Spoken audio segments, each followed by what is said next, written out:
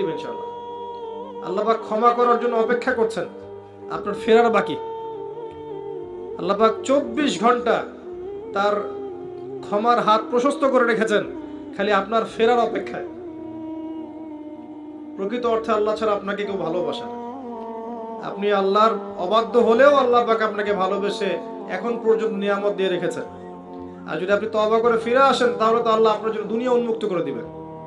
যদি আপনি আল্লাহর হয়ে যান, আল্লাহ পাক সারা দুনিয়াকে আপনার পায়ের সামনে এনে দিবেন ইনশাআল্লাহ। এই দুনিয়া কি জিনিস? কিচ্ছু না, ছোট্ট দুনিয়া। সাগরে গেলে আমাদের মনে হয় না যে আমরা কত ক্ষুদ্র? মনে হয় না? সাগরে যখন আপনারা যান, সাগর পড়ের মানুষ সাগরে জাহাজে যান, তখন মনে হয় না আমরা কত ক্ষুদ্র? এই দুনিয়া কি জিনিস? জান্নাতের সবচেয়ে শেষে যে বান্দা যাবে, তার জন্য আল্লাহ পাক এই দুনিয়ার 10 গুণ বড় জান্নাত দিবেন।